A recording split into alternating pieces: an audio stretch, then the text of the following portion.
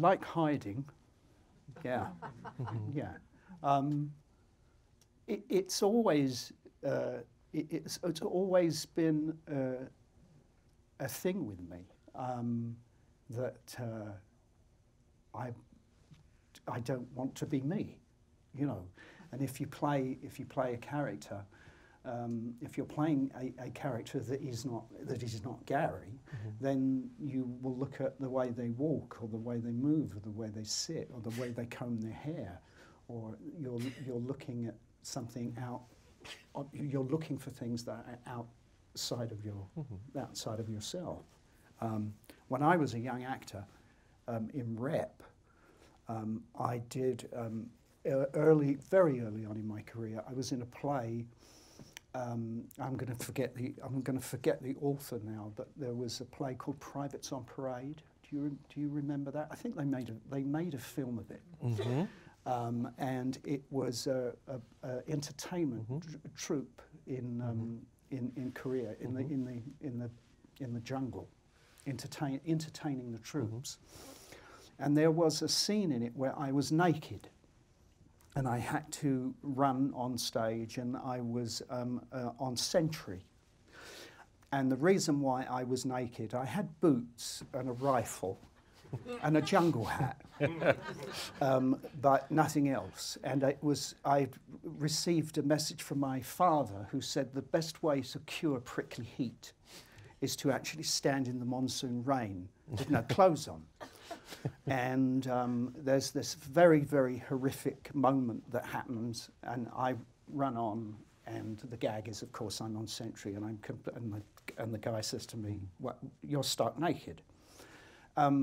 So what I would do is go in at 5 o'clock, 4:30, 5 o'clock before the show, and I would do the tan, but I would do areas where the shorts were, and then where the socks were, and where my watch had been, and where the vest, and where the collar was open, so the neck would be slightly redder, and the nose would be slightly redder because it's most exposed to the sun, as opposed to the arms, which would be more tanned, and the hands would be darker than other parts of the body. And of course this was the image I wanted, where I had white, and then I was teased about this, because people would say to me, other actors would say to me, "Oh, Gary, look, it's 2:30 in the afternoon. Shouldn't you be up in the makeup room?"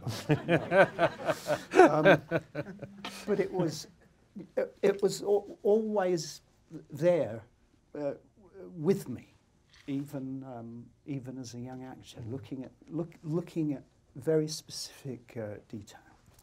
Which is perhaps why, when Peter Chelsom directed you in 2017's The Space Between Us, he told us that he wanted you to play Gary Oldman, and he wanted you to dress like Gary Oldman. He also said you almost had a near panic attack and asked, "Can I at least wear a scarf?" Is that your memory of events? And how challenging was it to get that direction, play somebody like you? Well, it's Peter's idea of me and what I had done, and you know, a director always wants to get you for the first time doing something, you know, that you've not done with anyone else. They always say, you know, I got him to do that. So he wanted me to look handsome. He said, "I want you to look handsome, darling." You know, and I've gone out of my way to avoid that. I've spent a whole career hiding, so it is a little, it's a little intimidating. He wanted me to be as close to me as I would let him. Yeah. It's funny how people get ideas of you. It's often said that, "Oh, Gary Oldman, he's played an awful lot of villains." But when you think about it, you actually haven't played that many villains. No. It's just that the ones you did play were so memorable, people sort of naturally assume you've played sort of lots of them. So as someone who is so respected for his ability to sort of play the bad guy, is there one general thing that runs through all these villainous characters? How do you embody villainy so well that these performances became so memorable? Well, it's a puzzle to me, really. I mean, look at me. You know, it's not exactly, you know, I'm not terribly threatening, I hope. I look like a boiled chicken, naked. There's your soundbite. You know, I don't know how it's happened. Really, it was, you know, and the things that become memorable or iconic. Half the time, they were just in the moment, by the way, moments. I'm always, people come up to me, and most people are well-meaning. I mean, they're very, very kind, and they have their favourite characters. And of course, Leone, or the professional, is one that comes up a lot. Stansfield. And they love the idea of me, you know, they go, everyone, bring me everyone, you know. And of course, that was a joke that I did one take for a laugh, just to make Luc Besson laugh. And I said to the sound guy, you know, this one's going to be really loud, so, you know, be careful, mind your ears. And then the guy says to me, bring me you know, I say, bring me everyone. And he says, everyone? And I go, everyone. And of course, it did make yes. Luc laugh. And then, of course, it was in the film. But it's become such a sort of iconic line. But it was just one take. And so what did you learn from that, and did that change your performance subsequently? You'd created this hugely operatic, sort of memorable villain with almost like a joke take. So have you looked to do that on other performances since? No, I wasn't. It's not something that I deliberately was seeking. It is a cartoon. Leon is a cartoon for grown-ups, basically. So some of the villains have been, you know, it is larger than life. And the other film that I did with Luke, which is, of course, The Fifth Element, and that again it's cartoonish. You know, I had to sort of put an end to it because I was becoming typecast and pigeonholed, and I would constantly be offered villains. I mean, a lot of people think that you get offered everything and that you're turning it all down, and that's not the case. And there are a lot of other wonderful actors out there that are being offered parts. But what happened, there was a trend where the roles would come in and they were villainous parts. And at some point you have to, it's a big ship to turn around. But you need a director brave enough to see you in a different way, don't you? And one way you were able to turn around that typecasting was when Christopher Nolan cast you in his cartoon for grown-ups, the Dark Knight franchise. And when you get a character like James Gordon, who is just essentially good, how challenging is that as a brief? Okay, you're the good guy. Well, I put them in something like James Gordon. I'd put in the same bag as Potter, Sirius Black. What you have to do is the trick is that you have to make exposition, you have to make plot, character. I think there's a moment in Harry Potter when I'm talking about his father, or when I'm before that wolf attack, we're out somewhere, and it's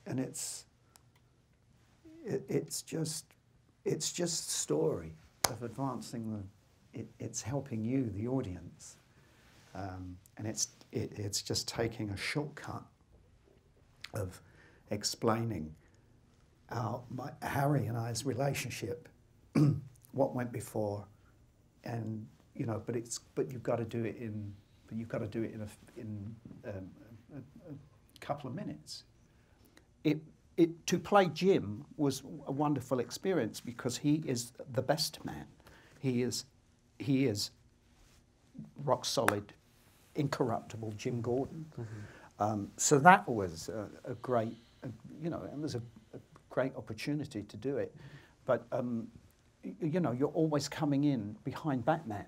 Mm-hmm. You know, you get to a scene of a crime and you don't have much crime solving to do because Batman's done it, he's already there. So you just call it in.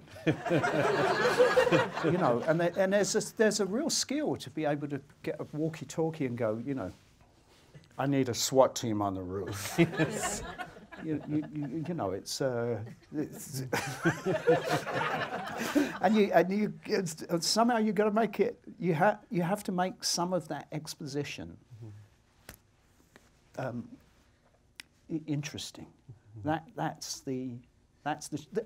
I tell you, one of the best. We always remember good reviews. We don't remember the good reviews. We do remember the bad ones. Mm-hmm. And it's not that I sift through and go through them all, but occasionally over the years, you know, you get, nowadays you're looking for something, you know, on the internet, or, you know, and something else pops up when you're not even searching for it. But I do remember one reviewer, and it may have been Rolling Stone, who said that Gary Oldman makes virtue look exciting. And that was that's a keeper. Yeah. That was a good review. You mentioned the internet there, and I wonder how the rise of the digital age has helped or changed your preparation as an actor.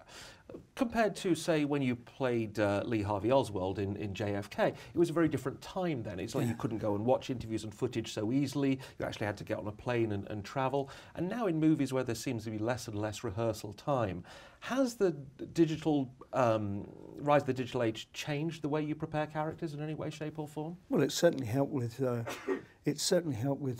Winston. Mm-hmm. That's for sure. I mean, we had access behind the ropes tours of Blenheim Palace and Chartwell and Downing Street and the war rooms, and so we were very privileged to have that. And the so-called sort of scholars and experts and people that have devoted their lives to Churchill were ready to help us. But it makes it a lot easier. My wife Gisela, who is here, was really my sort of visual consultant and was my researcher, and would dig away and find really interesting tiny little pieces of footage online. So it has been made easier, although the days of JFK, Lee Harvey Oswald, were exciting because you felt that when you found a piece of footage or some material on Oswald, you felt like you had really earned it. You know, there was something wonderful about going to a book and then you have a reference and then you go back to the library and then you would have to kind of look it up on microfilm and then you would ask and you would say, you know, I really need that collection of, and they go, yeah, well, we'd have to order that because it's in Oxford, but we could get it here in a week. And then you would wait a week and then you would get the book. And by the time, you know, when I had my, you know, worked on my degree many years ago, you know, you felt that you had really earned it because of the kind of the work and the shoe leather that you put into finding this stuff. And Oliver gave me the greatest gift because there wasn't really a great deal on the page. And he gave me some telephone numbers and contacts. He gave me some plane tickets. And he said, you can, he said, take yourself off to New Orleans and Dallas, and he said, find out who Oswald was. And so you become, you almost become an investigator. You become like a detective. Yeah. But when you played, soon after that, a fictional character on Dracula, Francis Ford Coppola gave you a coffin. So apart from like sitting in that for a few nights, how did you come up with building such a memorable version of that fictional character? Imagination. The greatest thing in an actor's toolbox, right? Yeah. I mean, at the time, we called it Camp Coppola. Because he had us up in Napa for about 3 or 4 weeks rehearsing. We actually read out loud the book, and it's hard work. It's hard work reading. It's hard work reading that book. But we did all sorts of wonderful improvisations, rehearsals, and he was sending them off to go ballooning and horse riding, and it's true. And I said to him, well, what am I going to do? I said, I'm 300 years old and I'm dead. So it was just really, the script sparked it all. I was working on JFK. I remember when I read the script, I remember reading the script one afternoon in the trailer. And the line that jumped out at me was, I have crossed oceans of time to find you. And I thought, God, it'd be worth doing the movie just to say that, just to say that line. I mean, Dracula was not on my bucket list. It wasn't something that I even thought about.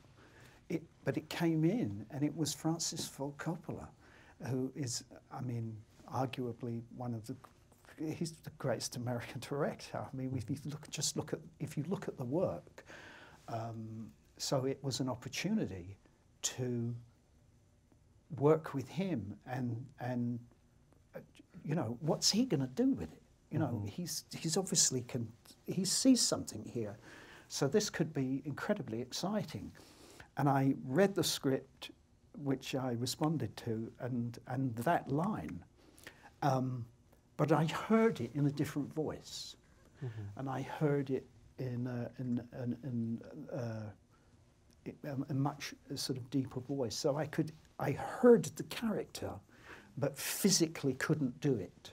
I then had to find a way of achieving it, and you know, voice work and all of that from the theatre, which I brought to it. And I worked with an opera singer, and over 5 months, lowered my voice an octave to be able to play it. I couldn't do it now. I couldn't do the voice now if I tried. I couldn't do Churchill because I've not done it for a year. So and I applied much the same thing. I got a opera singer, a singing teacher, and we worked out Churchill's range on the piano, and then over time, you know, it's a muscle. You just exercise it. Yeah. I also love that line. I've crossed oceans of time to find you. You were mentioning that when people come up to you, they've always got a favourite performance. But what are some of the lines that get quoted back to you the most times when fans meet you? Well.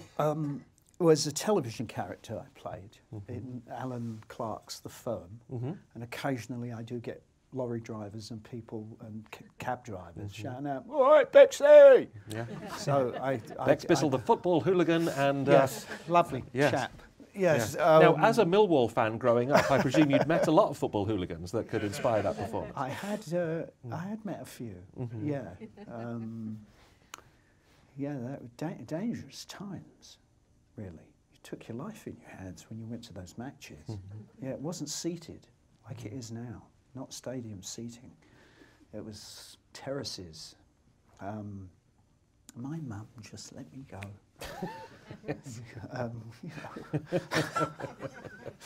I'm glad you made it out alive, Gary. He's 8 years old, and off he goes, standing in amongst the hooligans. Yes. You were telling me outside that something you and Daniel Day-Lewis have in common is both being Millwall fans. I mean, when you meet, do you ever talk about the Lions and their form? In fact, I've only met Daniel once at a, it was the, you know, the pre-Oscar Katzenberg party. Oh, right, yes. Not that I've ever been invited, but I know about it. Yes, yes. Yes, you should try it. Oh, thank you. you got a +1 this year, Gary. Well, when you get invited to the Katzenberg party, you go, you know what I mean? It's kind of like, have I made it? Yes. Yes. You get invited through the curtain into the front cabin. And because before that, you just hear the champagne being uncorked.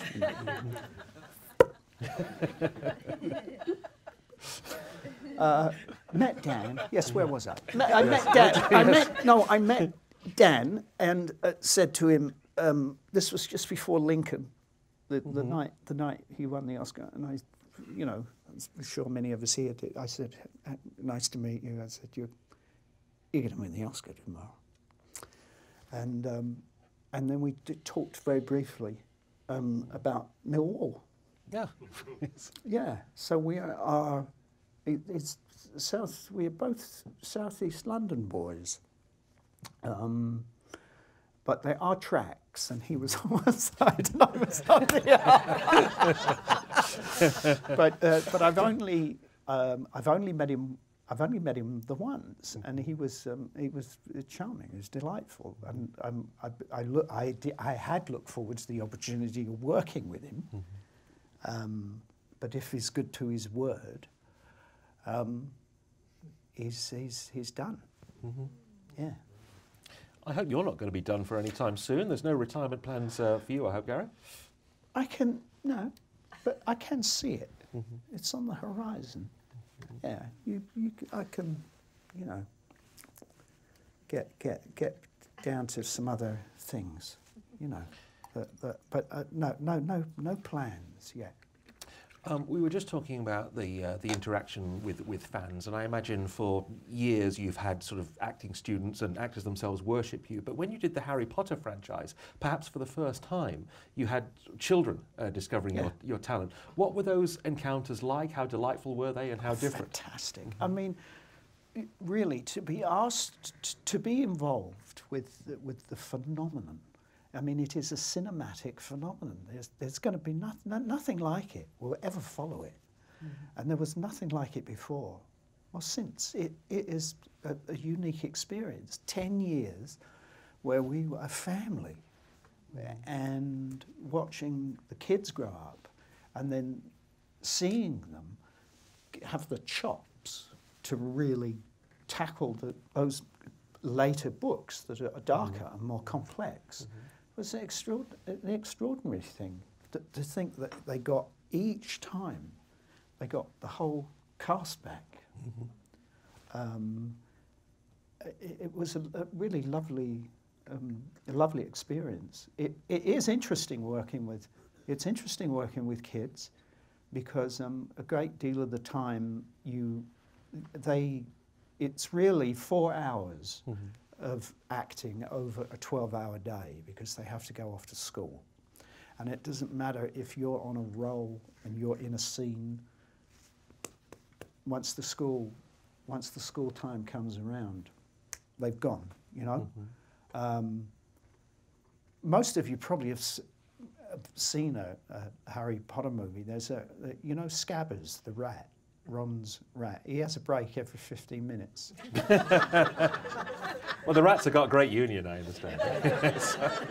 Every time, eventually, I've got, we got stopped now, and they get the rat, and they say he needs a rest because he's got to have a rest every 15 minutes. I said to the AD, I said, "Who's his agent?"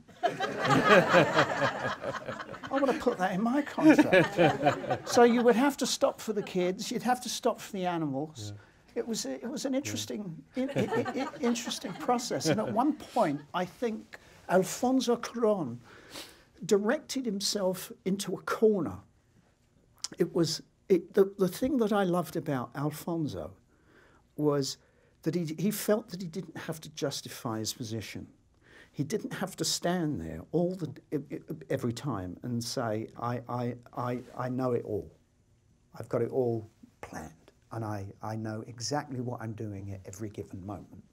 And the great thing was we were like, I think 13 people in a room that was moving as well. It was on hydraulics. And we were in the scene, and he had some, I mean, Tim Spall, and he had the kids, and he had Alan Rickman, God bless him,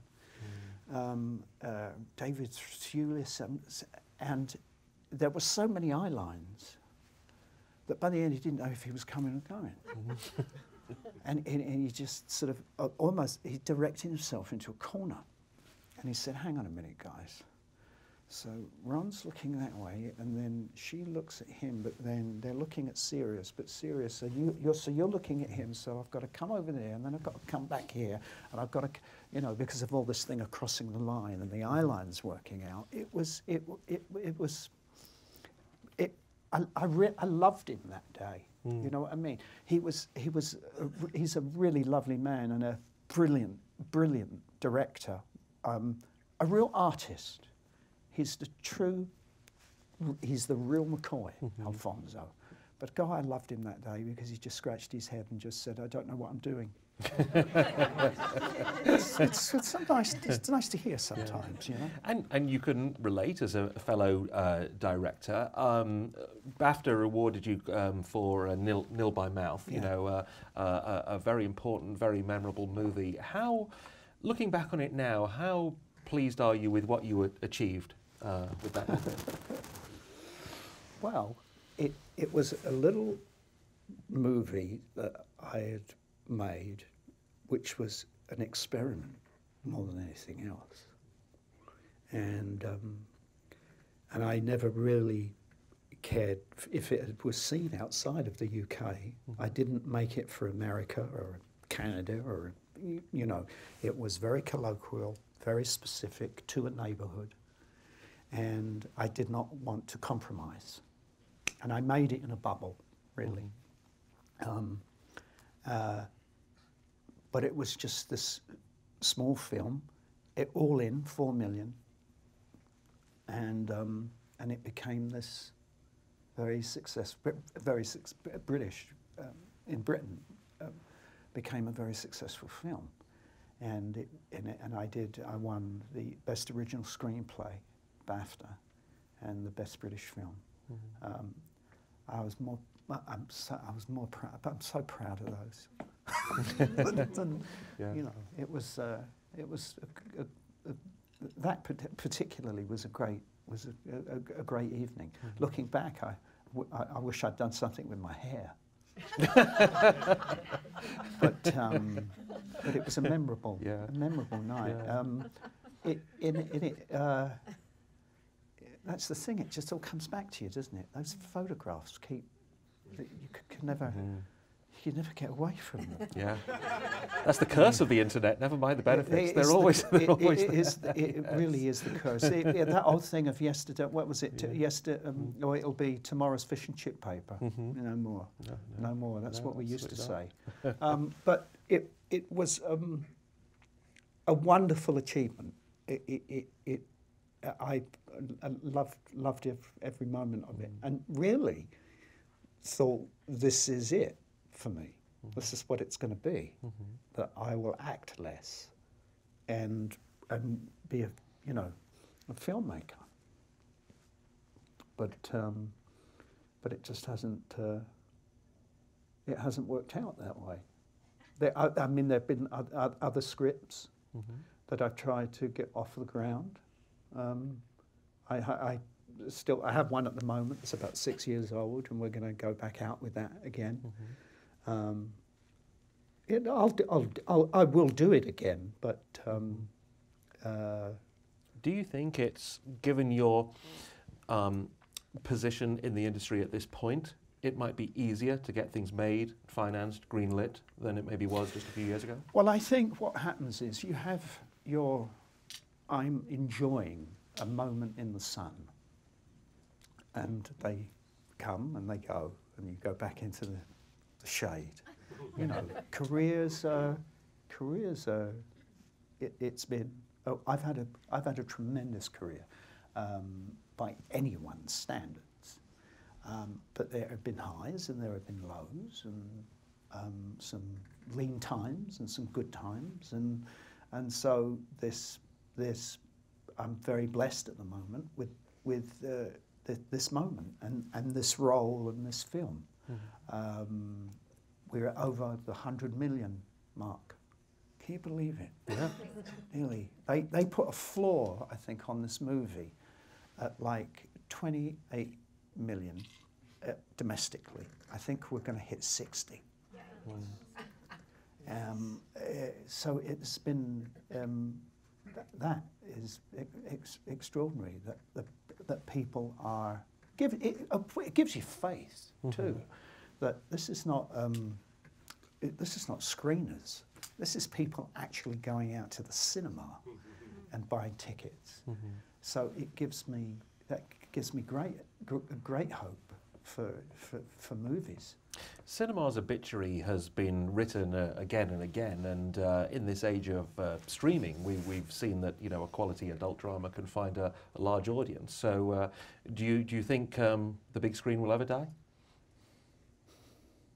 I honestly and truly, I can't. I mean, I never thought I'd see the end of celluloid in my lifetime, and it's pretty much extinct. Apart from some people that have the clout to still shoot in 35mm. So it's a hard one. I can't see it happening. I am a huge fan of long form TV, and some of the lighting, camera lighting, set design. I've just started watching The Alienist, and you look at the production value in that. It's extraordinary. Those sets, the camera work, the lighting, the acting, the costumes, and so you're seeing on TV some of the best writing, some of the best acting, some of the best, and there is no stigma anymore. It used to be, a television actor and a movie actor, and then that other thing, the theatre. And now it's open game for everybody, and I am watching incredible performances on my small screen. But there is something about the collective experience of going to a room together, and then the lights go down, and that is, if that were to die out, that to be replaced, then I think that would be a very sad day. I mean, people do watch movies on their iPhones. I don't know how, but no, I think the theatre, the cinema experience it's got to be here to stay, and and then my young son, who's back there, Gully, he's 19, 20. He's I don't know what he's got to do, but you got to keep it alive, baby. He's a big fan of movies. He goes to the movies. Good. And is not someone who just watch TV. As we've heard over the last hour, technology changes, viewing platforms change, but something that's really eternal is these performances that you've talked about tonight that will really last. We're so proud of you at BAFTA for all you've achieved. I'm interested to know how you reflect on your journey from, a South London aspiring actor to here you are at the summit in Hollywood. In conclusion, how does it feel? Oh, it feels grand.